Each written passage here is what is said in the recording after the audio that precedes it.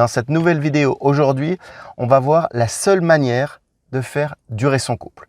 Alors comme vous le voyez, j'en profite pendant ce confinement, j'ai décidé de faire mes vidéos dans la voiture parce qu'à la maison, c'est pas forcément facile. Et vu que j'ai plus de déplacement en ce moment, et bien automatiquement, j'en profite enfin pour la faire dans la voiture. J'espère qu'il n'y aura pas trop de voitures qui vont se déplacer ou passer. Mais je vais faire mon maximum pour vous dire donc quelle est la seule manière de faire durer un couple. Alors classiquement, pour faire durer un couple, on va vous dire oui, il faut une bonne communication, c'est que vous ne communiquez pas. Blabla, premier blabla. On va en voir trois. La deuxième, c'est une question de confiance. Confiance en soi, confiance. Pour moi, c'est un deuxième blabla. Oui, c'est comme la communication, ça en fait partie, mais il n'y a pas que ça. Il n'y a pas que ça. Et pour moi, ce n'est pas la seule chose unique qui va agir sur la communication ou sur la confiance. Et enfin, il y a d'autres personnes, des fois, qui vont pouvoir parler de générosité. Tu n'es pas assez généreux dans ton couple, c'est pour ça que ton couple n'arrive pas à durer, en fait. Pas du tout. C'est ni la communication, ni la confiance, ni la générosité. La seule chose qui peut faire durer votre couple, c'est le temps. Moi, je vous parle de ça puisque ça va faire bientôt 15 ans. Le 30 juin, donc c'est-à-dire dans 2 mois, on est le 25 avril 2020. Dans 2 mois, ça fera 15 ans que je suis avec ma femme. Et ça va faire bientôt 10 ans qu'on est mariés d'ailleurs. On a 2 enfants pour info, mais tu le savais peut-être déjà. Donc en fait, moi je te dirais, la seule manière de faire durer ton couple, c'est le temps. Alors quand je parle de temps, ouais, tu vas me dire, oui, mais le temps, comment il peut venir le temps? Alors le temps, plus précisément, c'est pas le temps l'horloge, c'est le temps commun que vous avez tous les deux. C'est-à-dire ce temps commun, ça va être du temps que vous allez passer ensemble, par exemple en marchant ensemble, en parlant ensemble, en ressentant en fait du plaisir à être ensemble, en partageant des choses dans le temps. Alors évidemment, ça ne sert à rien de partir une semaine sur une île avec ta moitié, hein, c'est pas comme ça que ça va aller mieux. Mais enfin, sur une île, ou même dire on part une semaine en vacances sans les enfants, quoi. Non, ça sert à rien de faire des grands coups. Au contraire, on va en parler un petit peu plus loin, c'est faire plein de petits moments qui vont permettre de cimenter votre couple, en fait, j'ai envie de dire. C'est plus dans cet esprit-là. Et comment donc avoir plus de temps? Parce que on a le boulot, on a les enfants, on a des fois la famille à aller voir. Donc tu vas me dire, ouais, mais moi, j'ai pas de temps. Alors, le pas de temps, on va en reparler un petit peu plus dans cette vidéo. N'hésite pas à rester jusqu'au bout. Mais en fait, c'est simplement qu'il va y avoir, si tu ne mets pas de temps dans votre couple, si tu n'utilises pas le peu de temps que vous avez ensemble dans votre couple, il va y avoir un manque de connexion. C'est logique. Mais ce manque de connexion, il va être renforcé par certains facteurs. Alors, ça peut être de la fatigue, on en parlait un petit peu avant, ça peut être des enfants, ça peut également être ton état d'esprit du moment, selon ce qui t'arrive au quotidien. Il y a plein de choses à travailler. Et justement, toutes ces choses, si tu le souhaites, je te mettrai en lien, tu peux me contacter, ou sinon même par Facebook ou sous cette vidéo. Également, n'hésite pas à t'abonner, hein, parce que je vais t'en faire d'autres prochainement, dans la voiture également, mais tu le sauras. Comme ça. Et donc, le manque de connexion, plus par exemple des événements ou des choses qui vont te fatiguer, qui vont t'irriter, te stresser, ça va t'empêcher d'accorder du temps et de faire durer ton couple. Et donc, je vais te prendre un exemple. Même, tu veux prendre par exemple un abonnement dans une salle de sport. C'est génial hein, pour être en forme. Mais c'est pas parce que tu as pris un abonnement à cette salle de sport que tu vas être en forme. C'est le fait d'y aller. Et bien le temps, c'est pareil. C'est bien beau de vouloir avoir du temps, mais si tu n'es pas régulier par des petits moments de temps que tu passes avec ta moitié, et bien automatiquement, tu n'en auras pas en fait. Ça ne va pas se faire. Et c'est la même chose par exemple pour toutes les personnes qui parlent de coach sportif. C'est très bien, franchement, c'est parfait.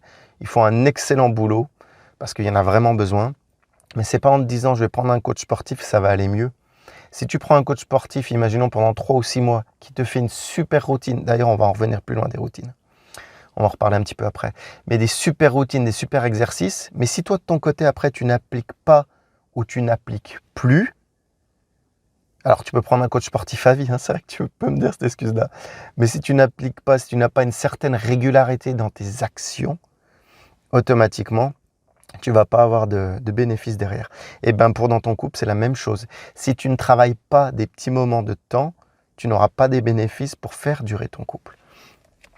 Et on va revenir à quelque chose qu'on me dit souvent, c'est « Ah mais j'ai du temps puisque on se bat, on a des conflits, on a des disputes, donc on passe du temps ensemble. » Alors, il y a deux choses.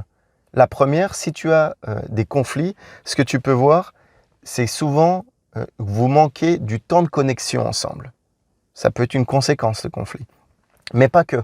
Le conflit, par exemple, si tu viens avoir, je ne sais pas, un pic d'activité dans ton travail à l'heure actuelle, automatiquement, vous allez moins être ensemble. Mais si tu n'as pas travaillé les moments avant de temps pour créer une vraie connexion, automatiquement, tu vas avoir ce qui s'appelle, en thérapie de couple, un fossé sentimental. C'est logique.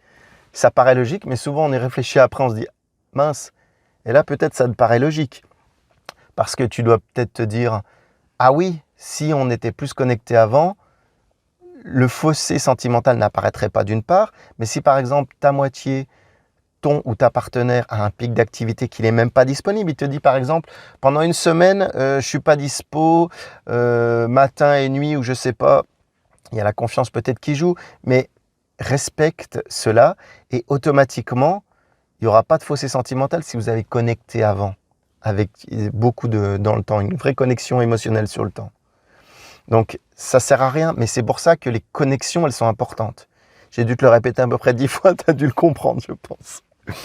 Parce que si tu n'as pas de connexion, quand il arrive un événement, plus du stress, plus, je ne sais pas, une dispute, ça va être le tiercé gagnant, hein. Ça va tout exploser. Alors que si tu as une connexion, même s'il y a du stress, c'est une période de stress, et qu'automatiquement, vous arrivez souvent la merde comme ça arrive en même temps, hein, que tu as une dispute en même temps que tu as du stress, bah, si vous êtes connecté, l'impact sera beaucoup moins fort, d'une part, et d'autre part, la résolution sera beaucoup plus simple. Et vous serez plus enclin, en l'occurrence, à communiquer, à vous faire confiance. Donc, ce qu'il faut voir, quand je parle de temps aussi, qui est vraiment la seule manière de faire durer ton couple, je pense que tu l'auras compris, c'est également de mettre des rituels pendant ce temps. Alors, je ne sais pas si tu connais, moi j'ai lu ça, j'étais assez surpris, mais je trouve ça génial. Il y a encore à l'heure actuelle des gens qui ont vraiment des rituels même pas forcément amoureux, mais des rituels très inspirants. Moi j'ai lu à propos des Hawaïens autochtones. En fait, ils ont une cérémonie et à chaque coucher de soleil, ils se mettent face à l'océan et ils font le bilan de leur journée. Ce qui s'est bien passé, ce qui s'est mal passé, ce qu'ils pourraient faire pour le lendemain en fait. Ils préparent leur journée du lendemain. C'est une tradition. Mais je trouve ça génial parce que c'est vraiment une tradition sur soi et pour penser à demain, mais aussi pour construire son couple. C'est pas par exemple si tu as un rituel le soir à la maison, je sais pas, de faire la cuisine. Tu peux faire la cuisine, tu peux mettre la table, tu peux débarrasser, tu peux faire la vaisselle, mais ça c'est un rituel tout pourri. Même si c'est un rituel que tu as dans le couple, c'est pas ça dont je parle. Et en fait, bonjour messieurs dames. Et en fait, le problème majeur, automatiquement, moi je me suis noté, c'est que si tu n'as pas de temps, c'est ok, hein, on en parlait au début de cette vidéo, ça peut se comprendre. Des fois, on a moins de temps, ouais, c'est ok. Mais alors, comment mieux utiliser le temps disponible que tu as? C'est ça la bonne question à se poser. Pas se plaindre en disant « ouais, mais je n'ai jamais de temps, je ne pourrai rien faire ». Voilà, c'est plutôt ça.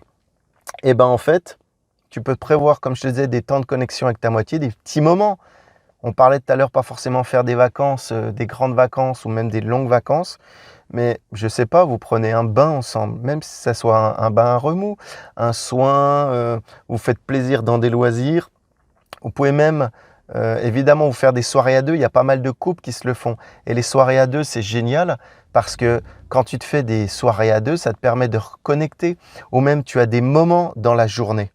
Bonjour madame là aussi qui se gare, c'est pas grave. C'est les joies dans la voiture. Donc ouais, passer ces petits moments, je disais en fait, il n'y a pas forcément de passer des grands moments, mais c'est des petits moments intenses où vous connecterez.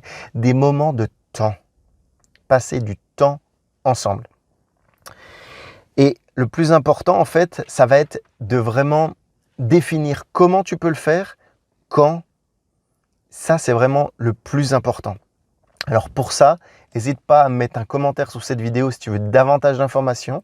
Tu peux également me joindre pas mal sur Facebook, sur Arnaud Rivière, comme une rivière, et je te répondrai avec grand plaisir. Je te dis à bientôt dans de prochaines vidéos et prends soin de toi et de ton couple. Ciao, bye bye.